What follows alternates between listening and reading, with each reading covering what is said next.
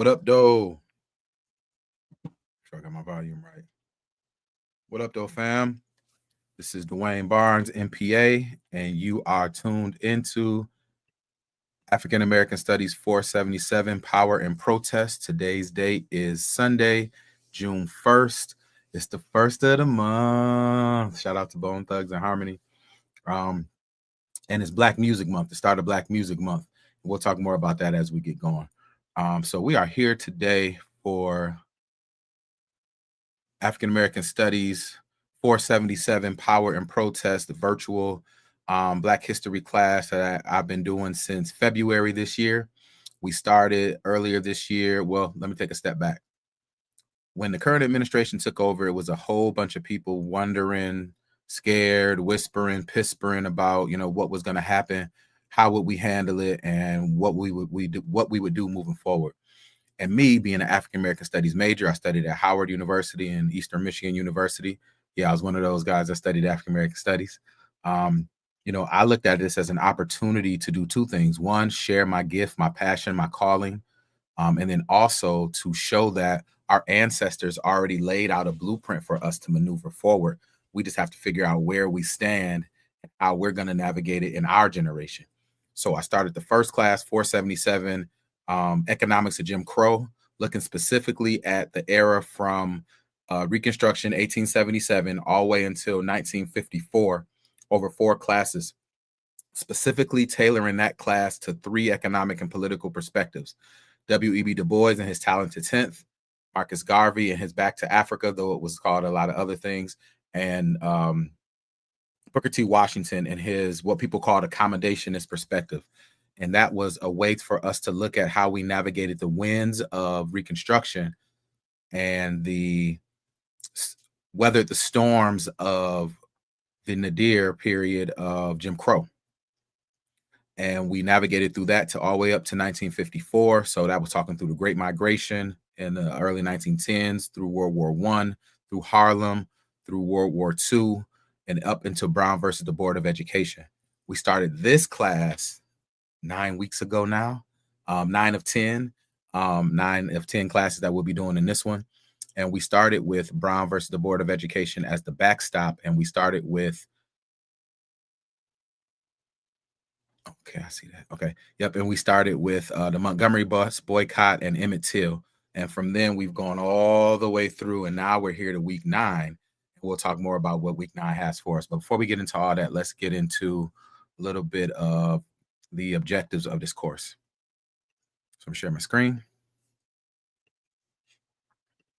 As always, the objectives of this course is to critically analyze the strategies and tactics and philosophies employed by civil rights movement, to understand the historical context of segregation and discrimination in the United States, to examine the roles of the key figures and organizations in the movement, to explore the complexities of social change and the challenges faced by these brave activists, and then finally, to foster critical thinking and discussion around the civil rights movement. Okay, here we go. And so now here we are, week 9, political power. We're going to be talking about Carl Stokes in Cleveland and his triumphant victory to be the first Black mayor of a major city. And then we'll talk about the rise of the Panthers in Oakland in 1966. So this lesson is going to span from 1966 to 68.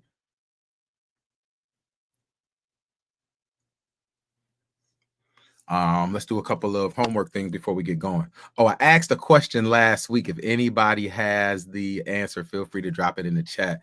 I asked, what was the link between African Americans and Memorial Day?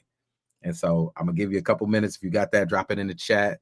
If not, I'm going to have something to talk about that here in just a minute. But I also want to say, if you are enjoying this content, if you are getting anything out of it or think others need to see it, feel free to hit that like button, that share, that subscribe to this page. We're trying to grow it. If you found me on Facebook, go ahead and share that. If you saw my story, go ahead and like that. If you saw me on Instagram on either a reel or a story, go ahead and like that. If you're on this YouTube page, go ahead and like and share. Definitely want to get the page out to as many people as possible.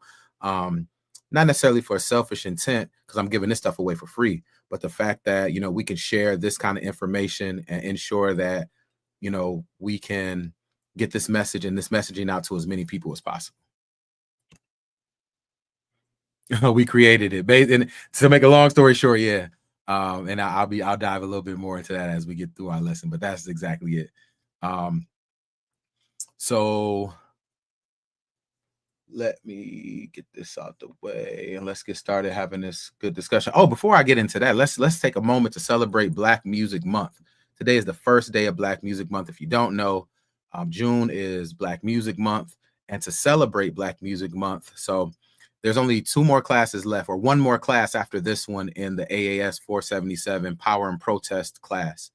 After this, I'll be doing a 2-week class, not even a class, a 2-week celebration for Black Music Month, where I'll be looking at the history of Black music through the lens of rhythm and blues of the 50s and 60s, primarily centered around kind of the birth and the emergence of rock and roll music. I think that's an area of our expertise that we don't get a chance to focus on a lot. I really love the fact that Beyonce and her Cowboy Carter started to have more of the conversation around our contribution into country music. And I want to take this and we're going to dig down the hole of, all of the elements that were the birth of rock and roll music up until the point where it was co-opted. So we're going to have a great time talking about the birth of rock and roll music and rhythm and blues through the lens of, gospel, spirituals, jazz, the blues, our folk music, rhythm and blues, and into rock, how that was going. So 40s and 50s, it's going to be a real good, it's not a class, so it's not going to be structured like this. It's going to be more of a kickback conversation, but it's going to be a chance to learn something, a chance to share a whole bunch of dope music and really good artists. And, rock and roll was something that, just like the blues, just like jazz, rock and roll was the music of America. And we always know in this country who are the ones creating this stuff. And then it went on to be something else. And we kept on creating. We went on to soul, and we went on to funk. And then we went on to hip hop, and now we're growing from hip hop because hip hop is, celebrated 50 years. Was it last year before that?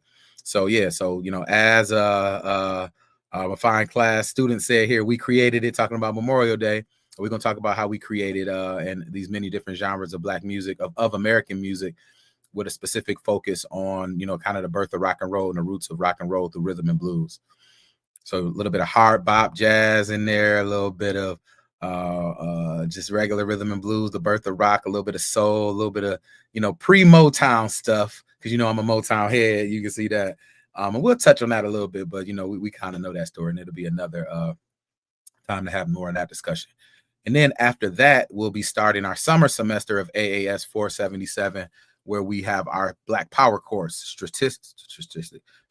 specifically on the years from 1968 when King passed up until 1980, a couple years before I was born. So the really good things to look forward to, a lot of really good history, a lot of good context, and we're gonna celebrate during Black Music Month, and then we're gonna get back to it for the AAS 477 for the Black Power course specifically. And we'll take, and in that class, we're gonna take a really good look at not only Black Power and the liberation struggle, headed by the Panthers, Black Liberation Army, all those things. We're also going to look at some of the successes that this civil rights era, provided. So, for example, through our politics, the fight and the struggle and the war on our Black Power movement by COINTELPRO and the government, but we're also going to look at how and the influx of Black mayors into the American and major cities into the American psyche. We're also going to look at the Black arts movement and how culture kind of moved forward there. We'll look at a little more of our culture as far as the arts, music, film, TV. We're going to look at Black business and the ways we were able to navigate, seeing as a lot of those barriers were supposedly knocked down by civil rights. So we're going to have a really robust conversation around what Black power looked like. And that's a really good segue into our conversation today. So today, and feel free, I forgot, if you got any questions, any comments, throw them in the chat. I'll definitely check on them when I see them. I appreciate each and every person with me today. If it's your first time, or if this is your second time, or if this is your 9th time, salute to you for being here, because you can be anywhere in the world and you're here checking this out. So let's set the stage a little bit on where we going and what we're talking about today.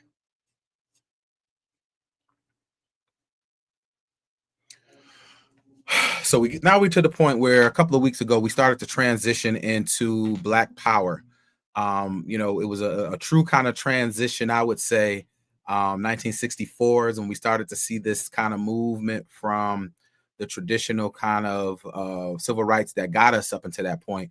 So we started to see more of a pull towards self-determination, wanting to kind of control our own destiny and not always have to be at the bequest of the government to get it done for us or sympathizers to get it done for us. We wanted to really start to take it on for ourselves. So here we are in 19 let me take a step back. Let me take a step back. We got to recap what we did last week. I'm moving forward to get us through the conversation. So let's talk about last week. Last week we talked about I entitled that Up South, the civil rights movement outside of the South, focusing on King in Chicago and the uprisings in Watts and in Detroit. And to make a long story short on that note, at that point, the Civil Rights Act has been passed. The Voting Rights Act has been passed. We've been seeing civil rights for 10, 11 years, really making a change in this country. March on Washington, you name it. But, it really wasn't showing in the lives of everyday people. Though we got the, Brown versus Board 1954, the Civil Rights Act, the Voting Rights Act, but it's not hitting the way we thought it would. And as time is moving on, the younger people are starting to get a lot more disenchanted with those tactics and those strategies and are looking to try something else. Now, on the opposite side of that, the North and the West are becoming hotbeds for racial tension. And a lot of this came from, a lot of our people came up north through the Great Migration, looking for war jobs, looking for industry jobs, looking to get away from the South. When they got up north, they found it was up South. It was a lot like down South, but more de jure, more less by fact, saying we don't want you ends here. That's how it was down South. And up north, even if it was the same sentiment, it was more along the lines of, well, you just know we don't want you. You know not to cross these lines. You know not to do this. You know not to do that. So we talked about, all those things happening in Detroit, Motown, where I live, where my people at, where my daddy and them from. What was happening as far as police brutality and how that kicked off the uprisings in Detroit. Similar thing happened in Watts a year before, where, dealing with police brutality, dealing with unemployment, lack of services, lack of housing, lack of opportunities. You're starting to see people not say we shall overcome and we're going to picket and boycott and march. We're going to lock this motherfucker up and we're going to set it on fire. Burn, baby, burn. And same you saw in Chicago. MLK took his work to Chicago, looking to see if civil rights would work in the North. And helped organize the Chicago Freedom Movement. And to make a long story short, it was a really rough time for Dr. King in Chicago. And it kind of led to more of what we're going to talk about today. People were kind of sick and tired of that marching and that protesting, was really trying to get along with the self-determination, something that SNCC had been telling, SCLC and Dr. King and them for years. It shouldn't just be about charismatic leadership. It should be about a situation where you embolden a community to do for themselves. And when you're gone, they still want to do for themselves. All right. And so today we're going to talk about back here, kind of the transition or two kind of focuses. One, through political power, and that's in the electoral process through the Carl Stokes story, and then self-determination and community control through revolutionary activism through the Black Panthers. And so a couple key questions that we'll be discussing and we'll have those discussions is, how did the concept of power evolve within the civil rights movement during this period? Here, I'm going to drop it in the chat so you can have a chance to think about some of these questions as we go through the discussion. And it'll be a point after the first part of this discussion that we can talk about it. So how did the concept of power evolve within the civil rights movement during this period?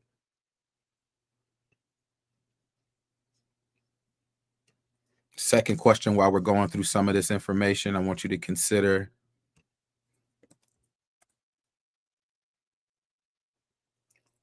what are the different approaches to achieving Black liberation and what are the strengths and weaknesses of each? And then finally, in this part of our discussion,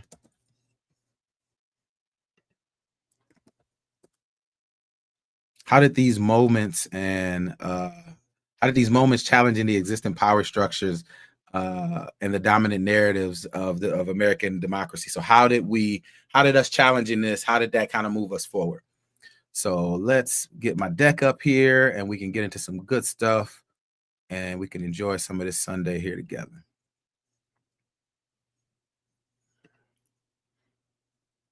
So again, the shift to Black power and political strategies. This was a time where it shifted from the nonviolent direct action to more Black power and political kind of means during this time. And then the diverse approaches to Black liberation. Some wanted to do it through the ballot box. Some wanted to do it through community control. Others wanted to do it through power. So we're navigating into that process. Again, a really big shift from the old school, we shall overcome, to the new school of power. And I put Dr. King and Stokely here for a reason, because that was kind of these were representations of that major kind of tension. And when I say tension, it's not like a beef, like a big and a Pac, we at it, war. It was just saying the new school coming in and saying, we salute what y'all did in the old school. A lot of us were a part of that, but we want something different now. And Stokely Carmichael and we talked about this a couple of weeks ago, was one of the major pushes in that regard. When he took over SNCC, became the executive director of SNCC, that really put the student population more into, more of a Black power. He dropped Black power. That was, kind of the author of it, in main culture, from Dr. King saying, this is how we've done it and we've gotten these wins, but I feel you though, So, he kind of was pulling Dr. King as well. And so these two really represented what that was. And, we think about Malcolm and Martin. Yes, that's true. But also Stokely was there from the student perspective under Malcolm's tutelage as far as reading his writings, bringing them down there to Selma, really pulling them forward. So I really want to have that graphic there so we can kind of get a hold on it. And of course, we know the 1960s landscape. We made a lot of progress. It was a lot more to do. It was, and not only was it these big names that I'm talking, Stokely, Malcolm, Dr. King, SCLC, SNCC, CORE, all these people, the sit-ins with the Greensboro Four and all these people we can name, Lowndes County Panthers. It was the average everyday people that was doing this stuff.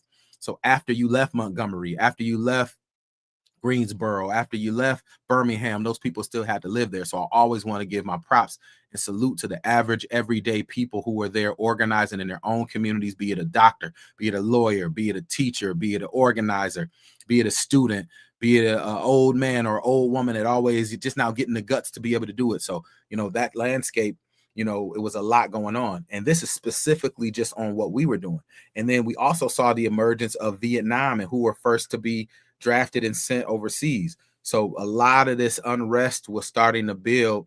And we also saw cities going on fire. Last week we talked about Chicago, we talked about Watts, we talked about Detroit. And so, around the country, we starting to see more of these cities start to go up in flames, because how long can you undermine and underdevelop a group of people without them taking their power out? So, it's kind of where we are there. Again, looking at the evolution of Black power and what it means, from the idea of what you think it means to what it truly means. In essence, Black power just means we want control of our own communities. We want control of our own institutions. We want control of our own destiny. We want self-determination, to be free from those hands that are guiding us and give us an opportunity to figure it out for ourselves. All right, so before we get into this, let's jump back into, see, I want to stop the share. We'll jump back into that. So with that as a grounding, let's jump into Carl Stokes. So at this time, Cleveland is the 10th largest city in the United States. That was a time of industrialization. So if you think about it from a larger history perspective, I was just having this conversation with a colleague of mine. The 30s were the Depression years. Let's go back. The 20s were booming, roaring. The 30s were the Depression years. What helped us get out of the Depression as a country were the New Deal programs. Not that we, benefited from many of them, but the New Deal programs that got America going. And in the 40s, we jumping into World War II. So it turned America into the mighty manufacturing giant that it was. So you needed people from around the country to come to these cities to help build war instruments in these different cities. And that's what happened in the Great Migration. A lot of people got war jobs. Executive Order 8802 that the gentleman who used A. Philip Randolph helped negotiate with President Eisenhower, got blacks involved in that. We were going to war, so America was booming during that time. The 50s brought, the huge American boom. So when, you hear the other folks talking about make America great again, while it was never great, culturally, racially, or anything like that for our people specifically, but as a country, it was when America was one of its largest and most productive. So that was the time we were talking about. So now we're headed into the 60s, far away from World War II.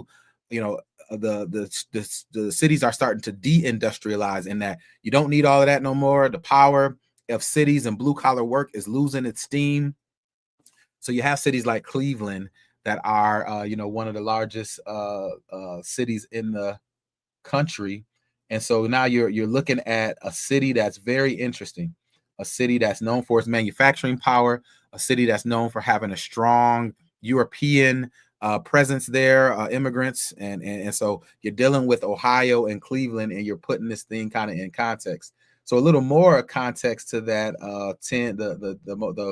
10 most largest cities at the time, it was New York, LA, Chicago, Philadelphia, Detroit, Houston, Dallas, San Diego, Baltimore, San Francisco, and Cleveland. So those were the 10 largest cities in 1967. So now you got Carl Stokes looking to run for office in this city that is not majority black. You got, let's see, what's the stats to stunt here? 15 million blacks living in cities, but no elected black mayor. And so Carl Stokes is looking to take this on. 2 years earlier, so he was a state rep, so he was making his way through the ranks. And because Cleveland had a large black contingent, he was able to get a state rep position. So he was an elected official. 2 years prior to this one, he ran for office, but was unable to win. It was a close one. And so they were trying to figure out how he was able to kind of navigate this thing. Now, as we were talking about cities going up, the Huff community in Cleveland went up, and houses and businesses were lost.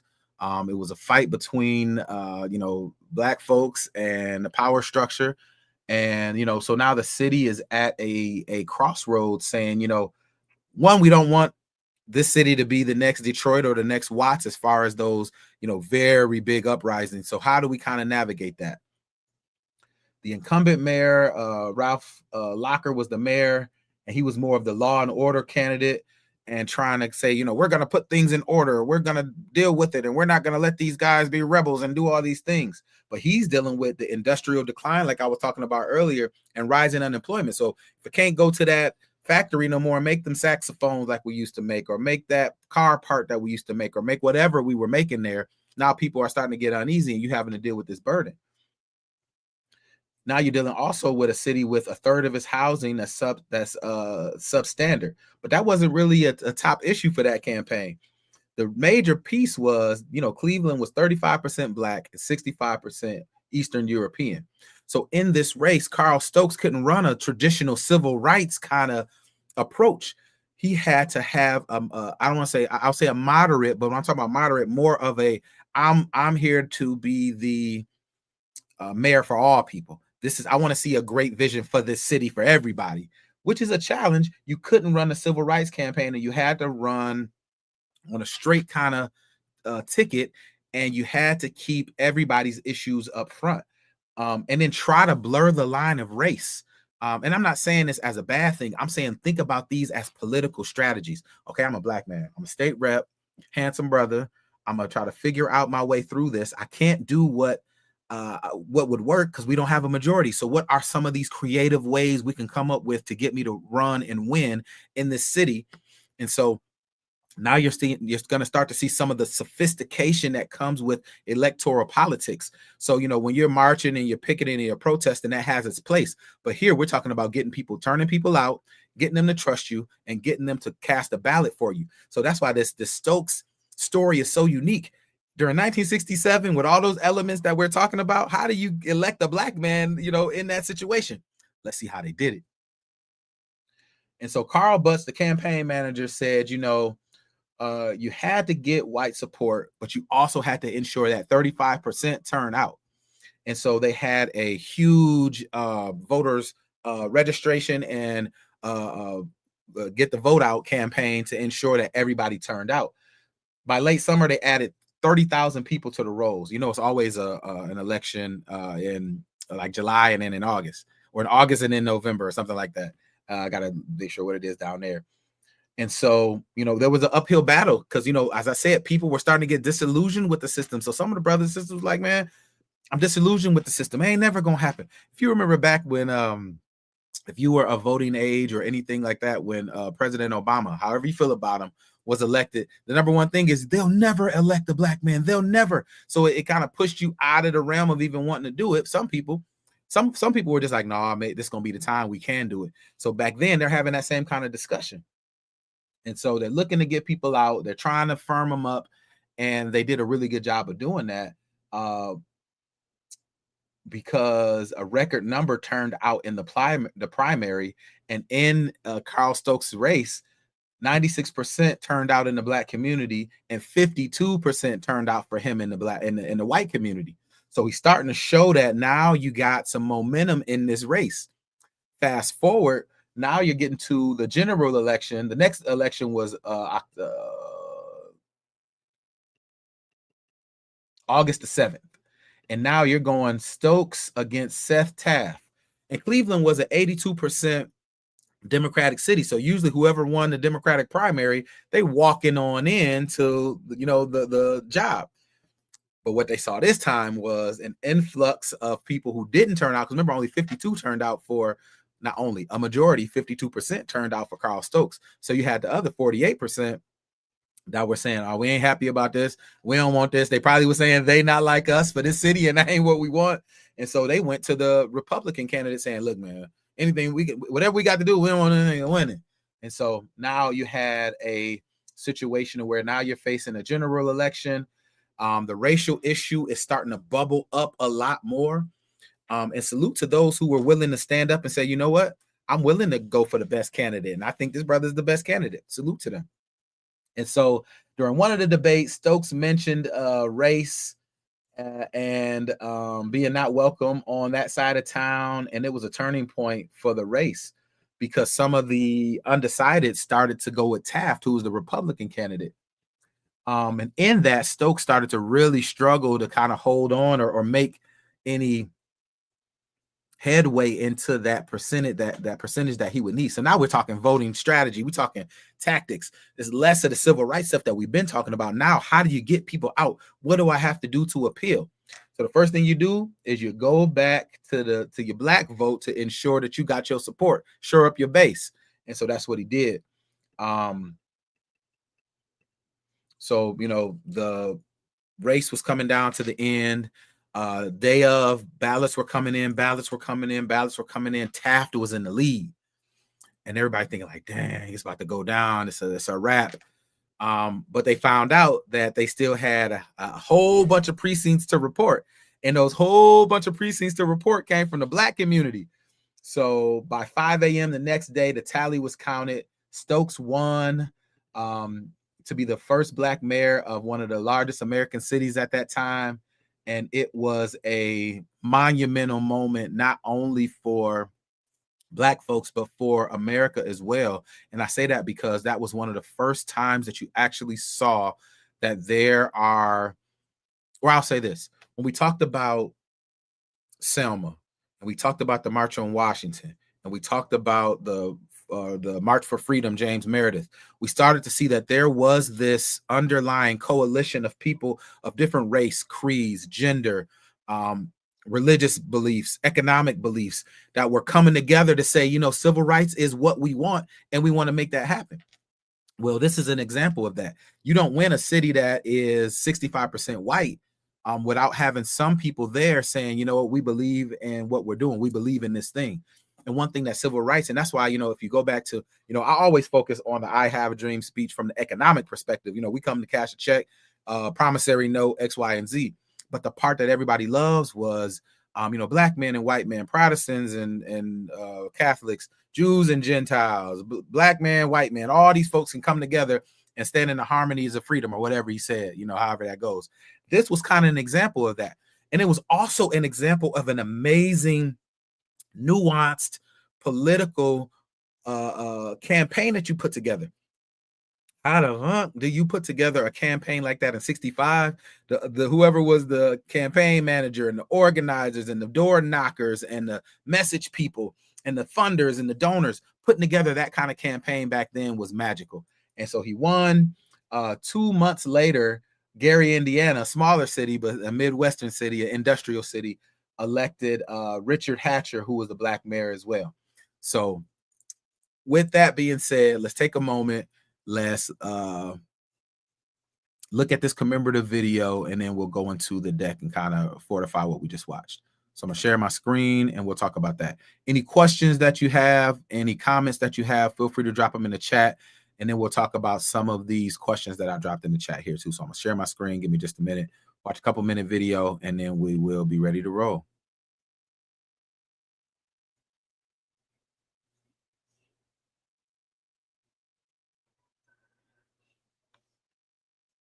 Here it is. All right. Just a chance for folks across the country to shape their local and state governments.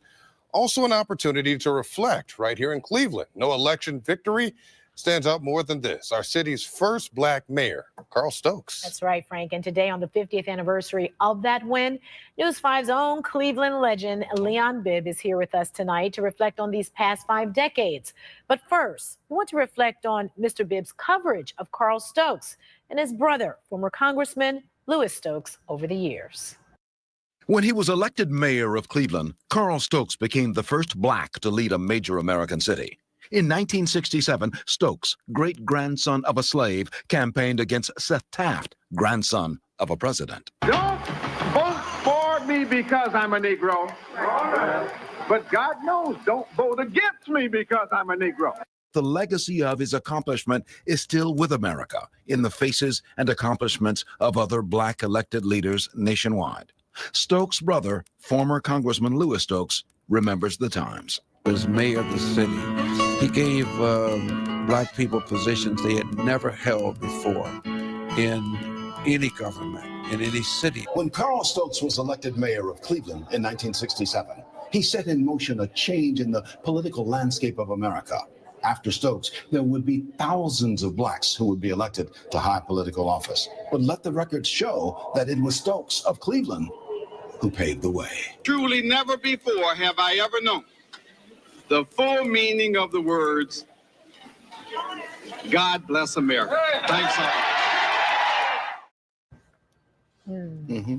Let me tell you a story, a little personal story, if I may take this opportunity. Long before I got into television news, when I was just really a youngster growing up here in Cleveland, 1967, I was not in Cleveland, although I was a Cleveland resident. I was in Vietnam. I was drafted into the Army. And from the jungles of Vietnam, I voted absentee ballot. Right. Took a long time to do it, but I voted absentee ballot. When Carl Stokes won, I sent a personal letter from the jungles of Vietnam, along with the front page of a newspaper in Vietnam, announcing his victory here in Cleveland because it was worldwide. Stokes kept the letter and kept the newspaper, and it's in their archives, which they bring out periodically and show it publicly. My old letter. So that was a long time ago when I was just a kid, long time ago. It's been 50 years since the election of Carl Stokes as mayor of Cleveland. Historic in every sense of the word, really more than historic, earth-shaking in that the election of Carl Stokes in 67 marked a political groundbreaking. We see the effects of it every day in political circles, not only in Cleveland, but all the way to the highest office in this country. In 67, Carl Stokes would become the first black person elected to lead a major metropolitan area in the U.S. Cleveland was 68% white in 1967 when Carl Stokes, great-grandson of slaves, defeated Seth Taft, grandson of former President William Howard Taft. I am not running as a candidate of the Negro community or of any other special group. I seek to serve all the people of Cleveland. When Stokes won Cleveland's mayoral election, the story graced newspaper front pages around the world. The Cleveland Stokes victory was the lead of national television newscasts and the cover story of national news magazines. Because of the Stokes victory, other black politically minded people came to Cleveland to study the political victory route. Brother Lewis Stokes, not yet the congressman, and Arnold Pinckney, political strategists, were key parts of the team. The coming years saw more black politicians gaining power in their cities and states. The landscape had changed. The Cleveland Stokes victory marked a turning point in black political power. It's about equality. It's about freedom. It's about everybody having a piece of the action. A government of the people, by the people, and for the people has not perished from the earth. This is your victory. Yes, in 2008, when Barack Obama was elected president of the United States, the new president publicly stated that without Carl Stokes' election in Cleveland in '67, there could be no Barack Obama in the White House in 2008. Carl Stokes made political history in Cleveland 50 years ago, setting the stage for emerging black political power, marking another step in the evolution of America. Cleveland Mayor Frank Jackson and challenger Zach Reed tonight are both beneficiaries of the Stokes story. By the way, a year later, Carl's brother Lewis Stokes was elected to Congress, where he represented Cleveland for 30 years. This year, the greater Cleveland community celebrates the achievements of both Stokes brothers in this 50th anniversary of Carl Stokes' mayoral election in Cleveland.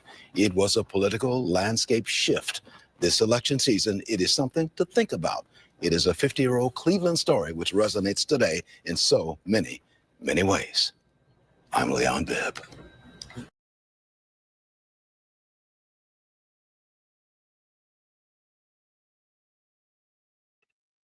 Yeah, so that was kind of summing up what our main man Carl Stokes, I'm sorry, he was able to get done.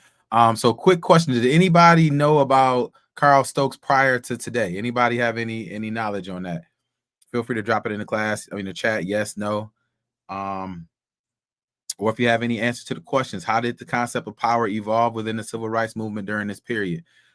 We saw a call for the right to vote in Mississippi, the right to vote in Birmingham. Here you had folks up north able to vote, and they casted their vote the way that they wanted to. So either of those two questions, feel free to hop in as we transition to, as we finish up the final touches on this conversation. So again, Carl Stokes, how he navigated the changing urban landscape in Cleveland. A former congressman the state rep that found his way to running for mayor. How to campaign, he had to overcome racial barriers and build a coalition and grassroots organizing. It was a lot of challenges after he became mayor, because as we know, once you get the job, now you actually got to do it. And he successfully did that as well. So again, this is a very interesting time. The Voting Rights Act was signed a year before, or earlier that year. And now, you see black folks in Cleveland turning out in a way that we hadn't seen before, and how this has started to be a symbol for more black political power. So as we talk about black power, we're starting to see it through your face and seeing somebody who looks like you there.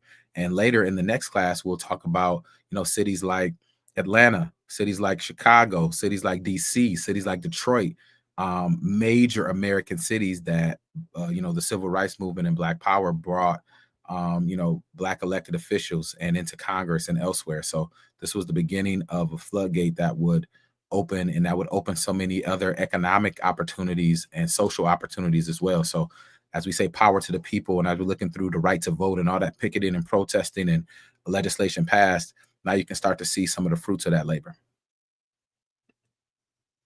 All right. So now we're going to talk about the emergence of the Black Panther Party. How do I want to do this? Let's see. Let's go back for a minute before we dig into that. So this is, growing up, the Panthers were a very, very important organization for me personally, and I think for America politically and socially as well.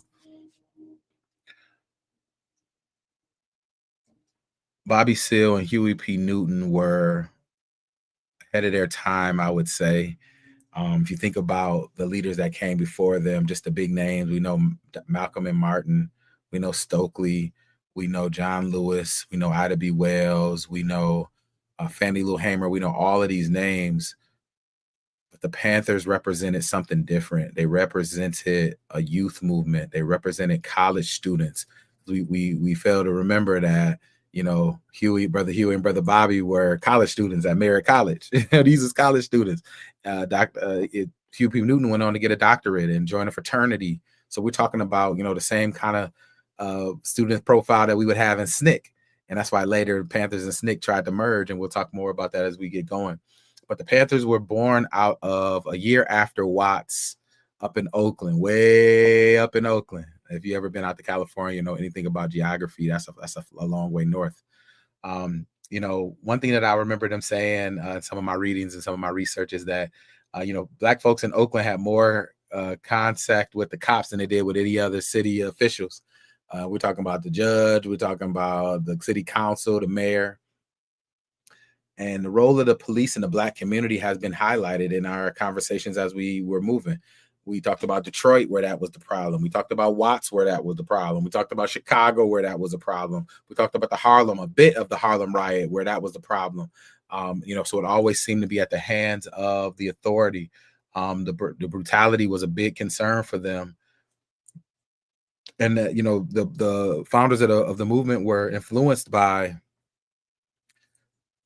the South, what was going on down there, and the third world, you know, so a lot of the Panther ideology came from third world countries. They loved Cuba or what was going on in Cuba, what was going on with, you know, with the Marxist and communist kind of ideology. So it was something that they learned from. These were students. So of course they, you know, would use that. So 1966, Huey P. Newton, and Bobby Seale founded the Black Panther Party. They were armed with law books and guns. Their primary activity at that point was to monitor police activity in the Black community. They would follow the police, and when the police went to go make their arrest or pull somebody over, they would be there with their guns and with the law books, basically saying, you know, you can't do this. The law says you can do that. The law says you can do this. I can't have a gun because the law says I can do this. The law says I can do that. And it was something in our community we've never seen before. In our community, we would see people, when the cops come and blast you over the head, we just, you know, non-violently take it and say, we're going to fight a different way. So this was a different kind of fight. Dang, these brothers know what they're talking about. And the cops can't stop them because they ain't doing nothing wrong. So this was a lightning bolt that was hitting the community out there in Oakland. And again, you know, I'm telling the story in a very sequential way from when we started this class to where we are. But a lot of these things were happening at the same time. But, you know, and you didn't know it was happening outside. If you had somebody there, you was following the news. So, you know, these civil rights movement activities weren't just happening. One day this happened. One day that happened. One day, you know, these were people in their own communities, hyper local, saying, you know, we sick and tired of it, and we gonna make a change today here for us, not knowing what's gonna happen with this. So that's why, you know, some of their work was really, really monumental.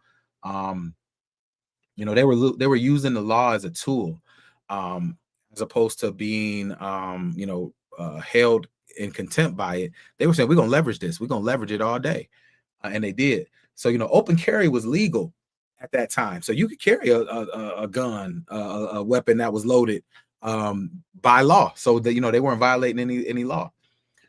Their action and their tactics and what they wore attracted the demographic that really wasn't trying to do the we shall overcome stuff. You got these leathers on, you got this beret on, you carrying this big old gun, you talking junk to the cops. That's what I want to do. You know what I'm saying?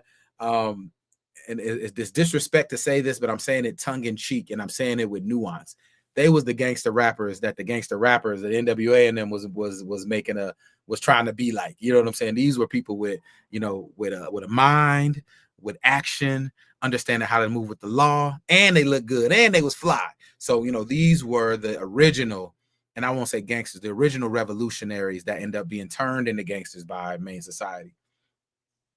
And so the state law changed the open carry within city limits because of the Panthers. So they already changing laws, you know, they just getting going. So in 1967, the Panthers traveled to the state capitol to protest the law, and that changed everything for the Panthers. So they entered the Capitol building with the guns. They read the statement on the Mumford Act, and then the images of this went across the world. So before we go any further, I'm going to stop and play this part for you in the video so we can kind of look at it, and then we'll jump back into the discussion. So now we at the Panthers. They already formed. They already starting to get their groove. Laws in place to try to stop them from open carrying like everybody else. And so now they go up to the Capitol. And this was the moment that the press found them, and this, hit off like a lightning bolt, similar to how the nonviolent protest at the Woodward counters did with the Greensboro 4. So just connecting some of those lines. So let me pull that up just a second.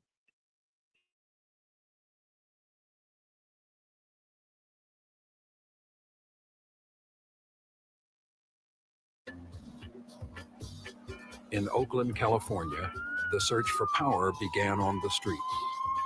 Blacks had little say in how their community was run. In particular, many questioned the role of the police.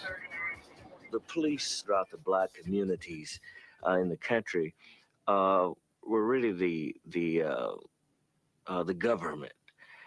We had more contact with the police than we did the city council. The police were universally disliked. The size of the mostly white police force was increasing. So were complaints of police brutality. Influenced by freedom struggles in the South and in third world nations, in 1966, Huey Newton and Bobby Seale formed the Black Panther Party for self-defense, a symbol taken from a Lowndes County, Alabama political organization. Armed with law books and with guns, the Black Panthers monitored the actions of the police in the Black community. I remember one of these first events when we got out of the car. We saw policemen, making an arrest of some kind, about 20 or 30 people in the community standing to the side watching. And the Black folks, one of them says, "Hey, who are these people? Hey, man, these guys got, hey, man, I'm gonna move out of here. These guys got guns and stuff like that." They were out looking at what the police were doing. We had officers stopping a car, and then we would have a carload full of these Black Panther people pull up behind them and watch them and see what they were doing. They were looking at what the police were doing. We would follow the police around, and when the police would arrest or detain someone, we would read their rights to them. And it came down to some point where the policeman says, "What are you doing with those guns?" And Huey says, "Well, we got ours to defend ourselves and to observe you." And the police, "You have no right to observe me." And Huey, with all his law study, because he was in night law school at the time, California State Supreme Court ruling states that everyone has a right to observe a police officer carrying out his duty as long as they stand a reasonable distance away, and a reasonable distance was constituted in that particular California Supreme Court ruling is 8 to 10 feet. I'm standing approximately 22 feet from you. I will observe you carry out your duty whether you like it or not. And the Black community saying, "Well, go ahead on and tell it." The boldness of the Panther actions attracted young Blacks, many in their teens. Carrying loaded firearms in public was a well-protected legal right in California. But with the emergence of the Black Panthers, state officials introduced legislation to outlaw carrying loaded firearms within city limits. May 1967. In protest, the Panthers traveled to Sacramento, the state capital. We arrived there, all these Black men and women, 24 males and 6 females with guns. And Ronald Reagan, then the governor, was on the lawn with 200 future leaders of America, 12 and 13, 14-year-old kids. And these kids started leaving his session on the lawn and coming to see us. And these young white kids thought we were a gun club. Knowing the media would be there, the group of men and women then entered the Capitol building. They're heavily armed. Whether their weapons are loaded or not, nobody seems to know. Wait a minute. Now, wait a minute. Wait a minute. Are you under arrest? Am I under arrest? Am I under arrest? Place him under arrest. Am I under arrest? Take your hands off me if I'm not under arrest. If I'm under arrest, I'll come. If I'm not, don't put your hands on me. Is this the way the racist government works? Don't let a man exercise his constitutional rights? If my sweater's ripped, you will get... I'd like to make a statement now with this respect. Statement of the Black Panther Party for self-defense on the Mumford Act now pending before the California legislature. The Black Panther Party for self-defense calls upon the American people in general and the black people in particular to take full note of the racist California legislature, which is now considering legislation aimed at keeping the black people disarmed and powerless at the very same time that racist police agencies throughout the country are intensifying the terror, brutality, murder, and repression of black people. A nation that had grown used to the nonviolent civil rights movement was now confronted with new images of black protests. Later, at a Sacramento service station, news cameras documented the continuing debate over law and guns. Ain't no sawed off. That's a rad shotgun just like yours. You don't know the Constitution, right? Sure we do. We're well aware of the Constitution. You have no right to take my gun away from me. You break the Constitution like. The pamphlet says that the Black Panther Party for Self-Defense calls on the American people in general to take careful note of the racist California legislature. Why do you believe the legislature is racist? Don't you know? You're a part of it, and you're obviously it's a white system. It's not obviously where we at. Do you believe everything that's in that pamphlet? The pamphlet speaks for itself.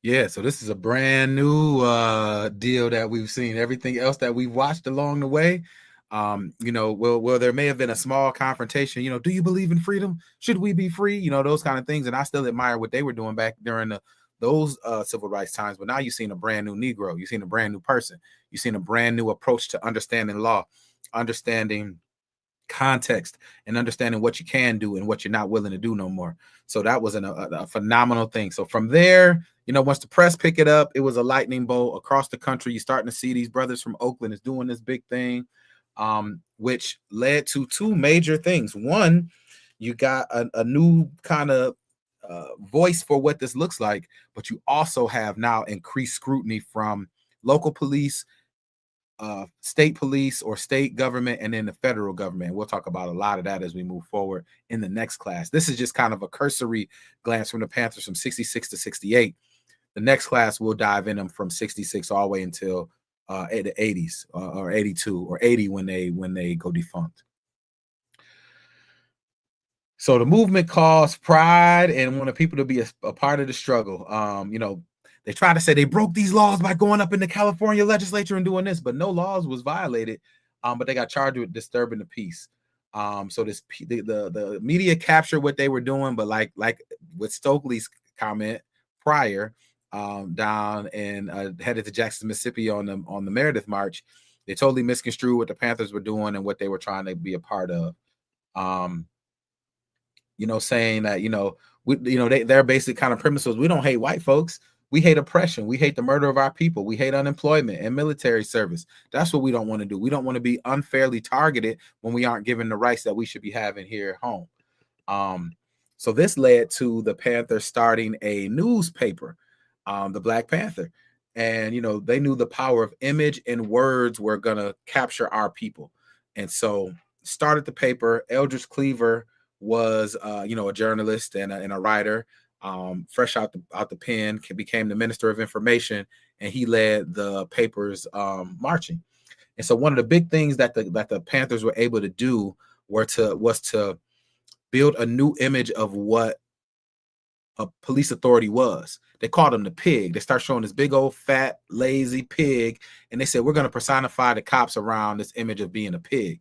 And that resonated with our community as well, because they're just saying stuff that people thought, what people was thinking about anyway. And so it was a really changing of the guard of saying, you're just a pig. You can't do this. You can't do that. You're not going to do this. You're not going to do that. And so this was a youth movement. Like I mentioned earlier, these were college students. These were young men, and they started to attract even younger men, those who would have been rioting in Watts, those who would have been rioting in Detroit, those who would have been rioting in or uprising in Chicago.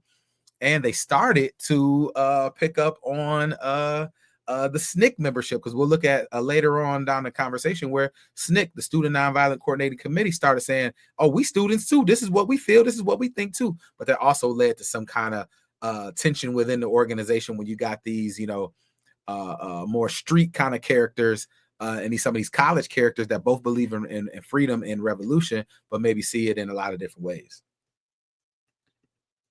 So the parents were reluctant. The old heads were kind of reluctant. We don't know. We don't know what y'all doing. We don't know. Same way they said to SNCC when they started to get a little more. Sit at them lunch counters. We don't know. Not out of being apathetic, but just out of a situation where, you don't want harm to come to the people you love. So as the party grew, tensions between the police grew as well. So as, the police are looking to do the work that they usually do unencumbered, find who they want to, knock their head off, give them a tough time. Now you got people over your shoulder watching you. So it's making you feel a certain way. And then it's emboldening the Panthers as well to say, this ain't right and you can't do it. So October 1967, it was a confrontation between the Panthers. These still in Oakland. We ain't talking about nobody else but the Oakland Panthers. The Oakland Panthers and police authorities, and Huey Newton was shot and 2 officers were shot. Officer Herbert Haynes was shot and Officer Fred Gray was murdered.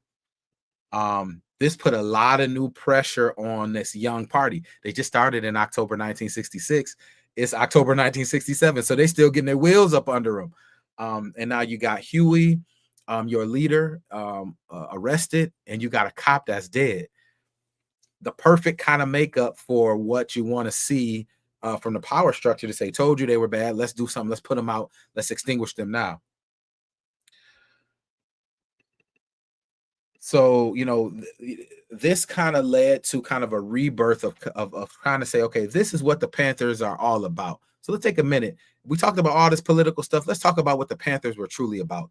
I'm not going to do it. I'm going to let Brother Bobby Seale, tell us what the Panthers were really looking for in their 10-point platform and the basis for what this organization is. So I'm going to go on mute and I'm going to let Brother Bobby Seale tell us more about the Panthers and what they believed as far as the 10-point platform. And then we'll talk about the 10-point platform.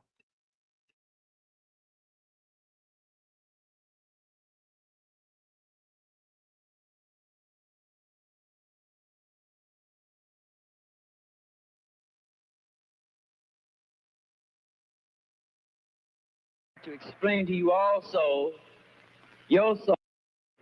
I got to explain to you also your soul, your needs, your political desires and needs, because that is Huey's soul.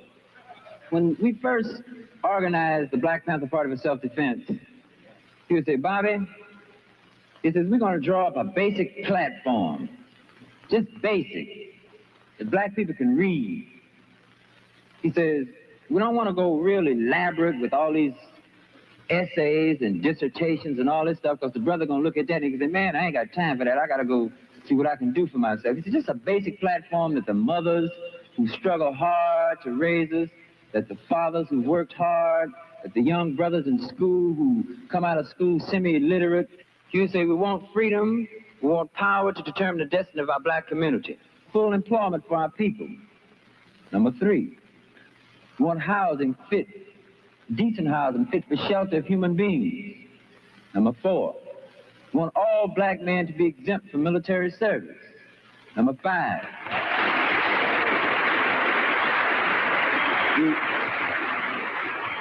we want decent education for our black people in our community that teaches us the true nature of this decadent racist society, and to teach black people and our young black brothers and sisters their place in the society, because if they don't know their place in society and in the world, they can't relate to anything else. Number 6, we want an end to the robbery by the white racist businessmen of black people and black people in their community. Number 7, we want an immediate end to police brutality and murder of black people. Number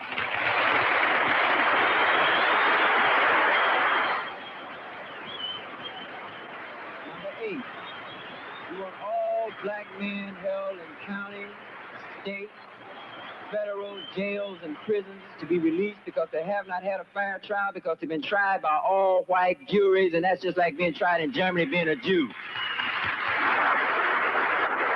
Number 8, we want black people, number 9, when brought to trial, will be tried by members of their peers. And a peer being one who comes from the same economic, social, religious, historical, and racial background. If the United States government and the courts and the local courts did this, They would have to choose black people from the black community to sit up on the jury.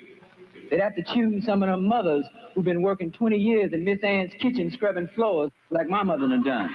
They have to choose some of them hard-working fathers.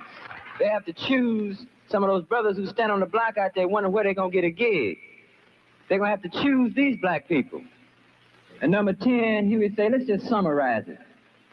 We want housing, we want clothing, we want education, we want justice, and we want peace. This is a basic platform.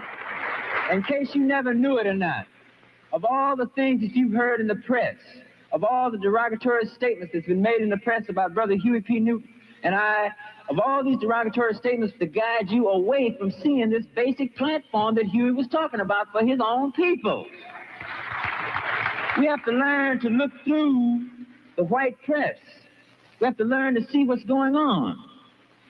Now, out of this platform, Huey P. Newton realized that it was necessary for us to start working on these points, these 10 points, practically. Remember number 7? We want an immediate end to police brutality and murder of black people. This is very, very important. And here, whether you know it or not, is where you start dealing with the black revolution. When Huey says every black man put a shotgun in your home, and once we let the man know, say, look, we armed from block to block, and we're going to patrol you from our windows. And we're not going to have you brutalizing none of our people in the streets. Do you realize what kind of power black people have then? Because you begin to neutralize that police force, because them cops going to start riding shaky and scared. In fact, we're in a position then to demand that they withdraw from our community because they occupy our community just like a foreign troop occupies territory. Very important to understand. We hate cops beating black people over their heads and murdering them. That's what we hate.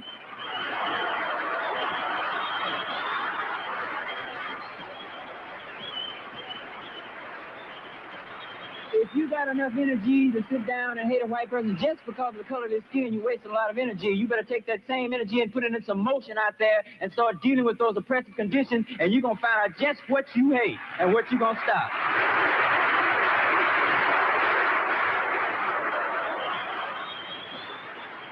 Black people, we are organizing to stop racism. You dig it? When you stop racism, you stop brutality and murder of black people by the racist occupying army in our black community. That's what we're going to stop. What's being done to us? You dig it? Can you dig the white power structure in this racist police force and how they've escalated the situation?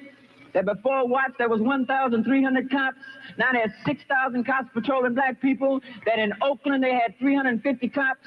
Just 3.5 years ago, now they got 1,000 cops patrolling black people.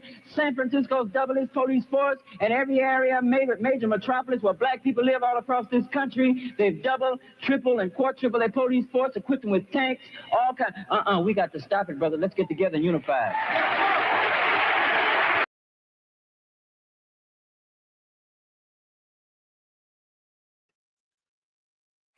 Yeah, so that's the basis for the Panthers and their political ideology outside of everything else we hear. So we also see a shift during that time. So Huey goes to jail. As the Panthers grow, they drop self-defense from their name primarily and start to focus on more politics as well. But even in that, you start to see the Panthers start to grow across the country. You start to see chapters in San Francisco and LA and New York City and Chicago and Philly and Detroit and Toledo. All around the country, you're starting to see places that had these uprisings that we talked about. And we'll talk more about them in the next class. Are starting to get these Panther chapters. And what they were trying to do there is trying to say, yeah, I know y'all love the clothes. I know y'all love all this other stuff, but let's get down to what we really here for. And that's to, one, protect our communities and to ultimately drive our political agenda of freedom, peace, and prosperity to our people.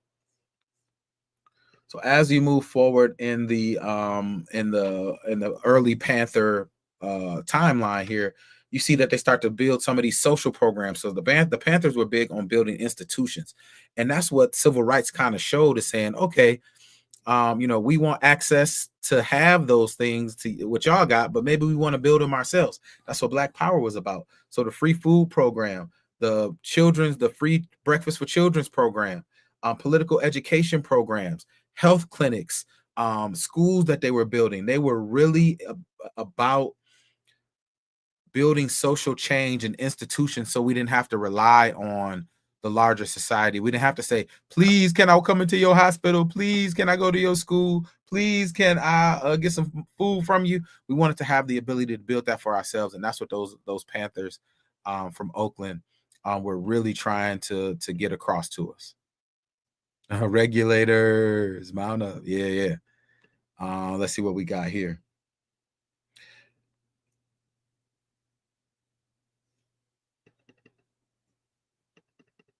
And so when Huey went to jail, the Free Huey campaign became one of the major cause for the Panthers, or the Panthers, especially in Oakland and abroad. And domestically, because you're saying, as we are still a baby organization, you take our leader, you take the leader away from, imagine after Montgomery, you take Dr. King away from the SCLC and all the progress they were able to make during that time. Or when Malcolm really got rolling with the nation, you take him away, and what do you have there? So they're trying to cut off the beast by the head and take off, and try to make the sheep scatter. And so they're really trying to get Huey out. This was one thing that was unique about the Panthers that they don't really get the credit for, was they weren't this white hating nationalist group that thought of, the white man is the devil and all this stuff. While some people did think that, and I'm not mad if they did, everybody got their own perspective. We talked about how the KKK and the White Citizens Council believed in what they believed in. Now we can talk about how we felt about some of the things that we felt as well. The Free Huey campaign was the Rainbow Coalition.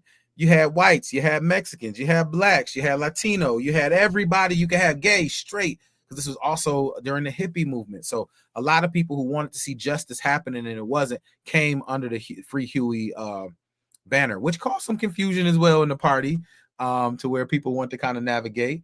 And so now we're starting to get to the end of this part of the story, because we end the Panther story at the end of '68 when Dr. King was killed or assassinated in April '68, and this class stops at '68. So pick up with me for the Black Power class if you want to go the story of the Panthers after '68. So a huge movement in the Panthers in February 17th, 1968. That's where that video was from. Nick joined forces with the Black Panther Party. So you had James Foreman, Stokely Carmichael, and H. Rap Brown say, we're pledging our allegiance to the Black Panther Party, and SNCC is going to be a subsidiary or a partner organization with the Black Panther Party. That's where the revolutionary ideology was born.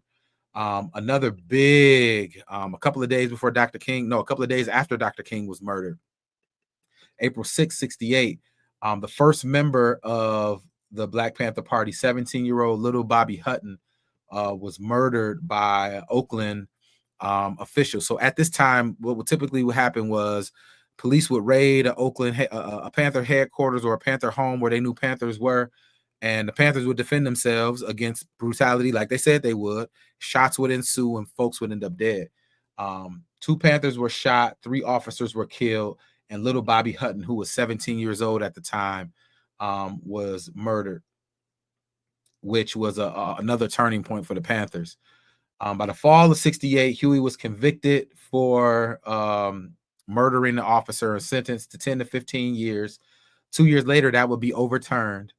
In 1968, you saw 25 Panther chapters emerge around the country, totaling to about 5,000 Panther members around the country. But you also saw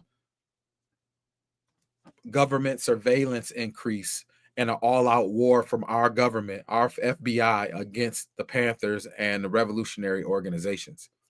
So the same kind of assault that we saw in World War I and World War II against Nazi Germany and against the Axis powers, and in Vietnam, you start to get that pointed towards these small Black revolutionary organizations, which calls for a lot of infighting, a lot of mistrust and misinformation.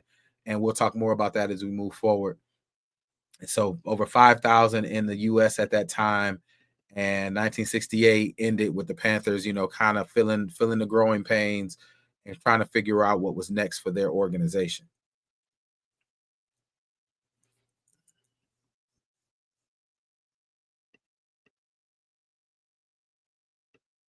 Let me see. I got one more video to show, then we'll talk about some next steps as we move forward. This is class 9 and 10. So we got one more left in the power and protest class, and then we'll be moving forward in some Black Music Month stuff. And then we'll get into the Black Power class late this summer. So give me a couple seconds. I'm going to pull up my screen and we'll talk more about the Panthers here.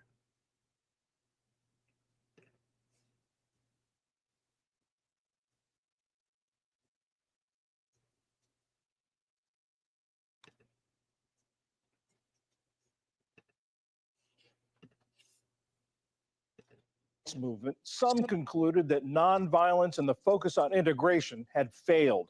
Rather than integrating society, they wanted to fundamentally change it, and they didn't renounce violence in self-defense.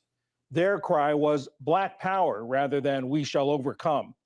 One of the most prominent of these groups was the Black Panther Party. It was also perhaps one of the most misunderstood and most vilified by the white establishment. For Black History Month, that's the topic of tonight's Hidden Histories.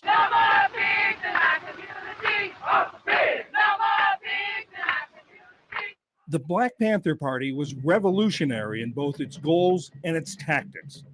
It began in 1966 in response to both the assassination of Malcolm X, a leading advocate of Black separatism, and the killing of an unarmed Black 16-year-old named Matthew Johnson during a San Francisco police stop. Founders Bobby Seale and Huey Newton were college students at the time. We of the Black Panther Party said as long as the evil gentry and corrupt officials, as long as the oppressor makes the laws, the people are not bound to respect them. We are bound to transform society and erect a system where people will receive justice. Their 10-point program leaned heavily on Marxism. They saw Black American struggles as part of a global liberation movement.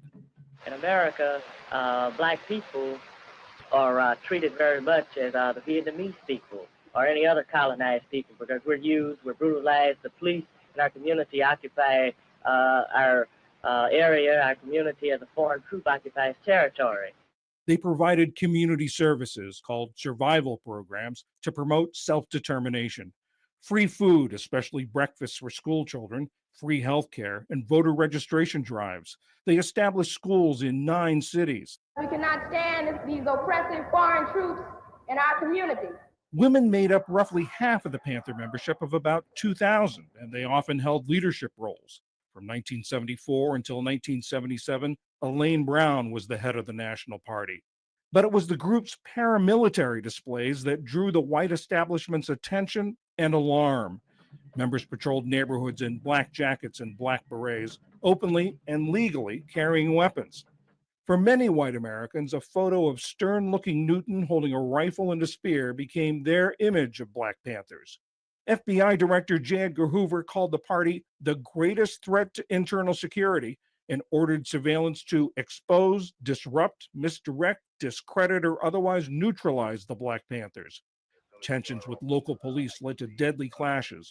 In Chicago, a police raid killed rising party star Fred Hampton and party member Mark Clark. In 1982, the federal government paid $1.8 million to settle a lawsuit alleging that the FBI had a role in the Chicago raid. Plagued by internal disputes and power struggles, the party was essentially defunct by the late 1970s. It was formally disbanded in 1982. No justice, no peace. But many see parts of its legacy living on today in groups like Black Lives Matter. Party members were among the first to openly challenge police violence, often converging on the scene when officers stopped young Black men on the streets.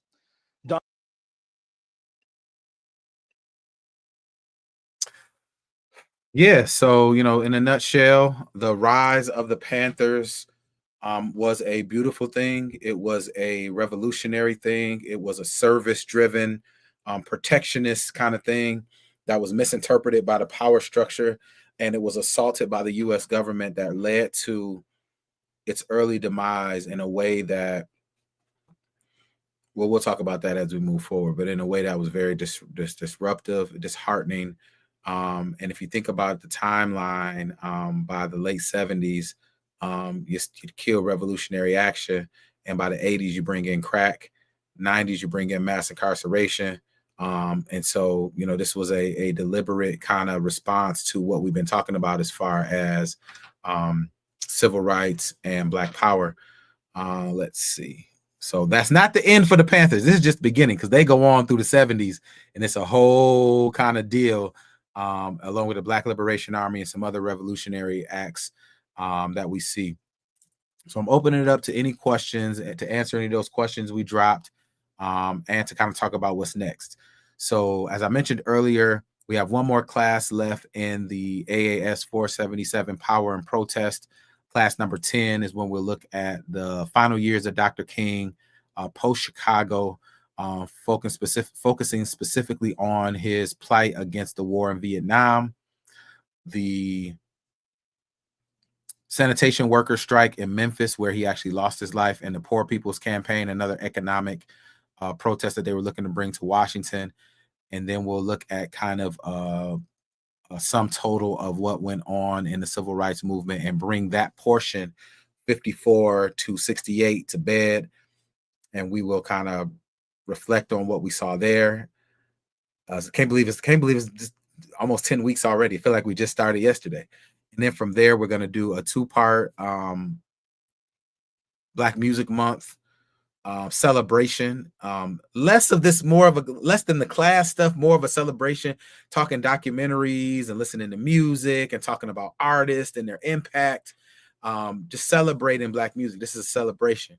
And then late summer, we'll get back to our AAS 477 Black Power class, where we'll go from 1968 to 1980, where we'll talk more about, 1, the Black Liberation Movement, 2, the progress through politics and the emergence of the Black mayor in these major cities of Atlanta with Maynard Jackson, DC with Marion Barry, Detroit with Coleman Young, Chicago with about to forget my brother Harold Washington, Atlanta.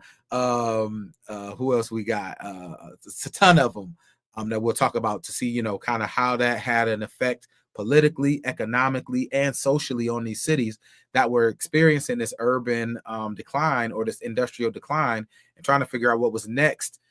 So that'll be very interesting. We'll talk about the culture of the 70s and up into the 80s with the Black arts movement, Black exploitation film, the music of the movement during that time, and just the emergence of Black culture in a lot of different ways. So we'll be celebrating Black power in a lot of different ways for that class. Black business, how did these opportunities, enrich Black businesses that we grew during the 70s and up until 1980?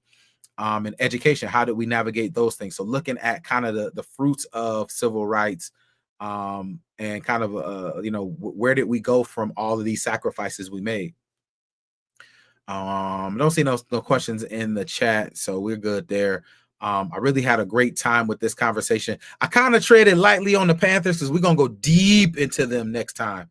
How SNCC merged and was a part of them. How COINTELPRO, and spent a lot of time on COINTELPRO and how they undermined the Black Power organizations, the Black Liberation Army, and some of these other very leftist revolutionary organizations, the Panther 21, Pox Mama, and how that played itself out.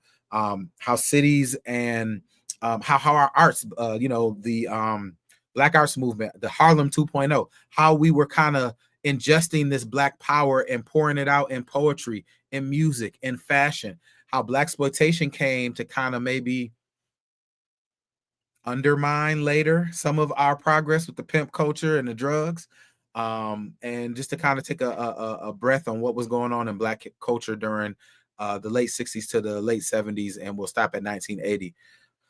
So again, this was a good class. I'm glad we got a chance to talk about political power through the eyes of Stokes in Cleveland, how he was able to navigate this city, put together political strategy, and say we're going to work in the system, through the system, to navigate and to help our people. And we'll talk about, we can even go back to him and talk about some of the progress they made during that and how we were able to benefit from some of these Black faces in high places. And then talk about how the Panthers centered and brought to the forefront what we want as far as community control in our communities and how we planned on having a philosophical and an institutional approach to how we were navigating. We build in hospitals and clinics. We build in schools. We build in political organizations. We're focusing on politics. We're doing things that everything that the civil rights movement said they wanted from the establishment, this Black Power movement was looking to bring into fruition. So to look at that moving forward. So we have a really good summer ahead of us, as today is the first day of Black Music Month. And especially in Black Music Month, we'll be celebrating Black music as it relates to rhythm and blues.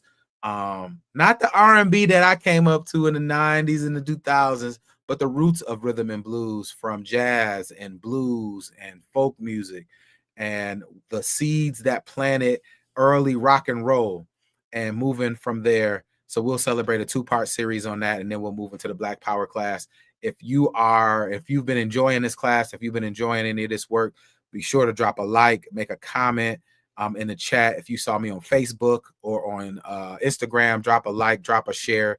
We definitely will be moving forward there, and I'll be dropping more information on how you can be a part of our AAS 477 Black Power class, and then the Black Music Month class. You'll see my post on Facebook.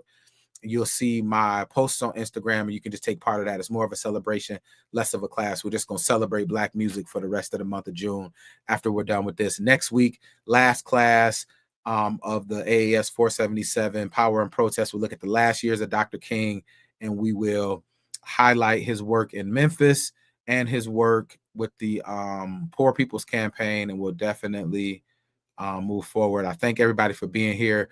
For your interaction, and I hope you got something out of it. I'm gonna see you next week, and it'll be the last one for the 477 Power and Protest. Then we're gonna celebrate Black Music Month. I appreciate your time, and I appreciate your energy and your effort. Let me know if you're feeling your boy. All right, peace.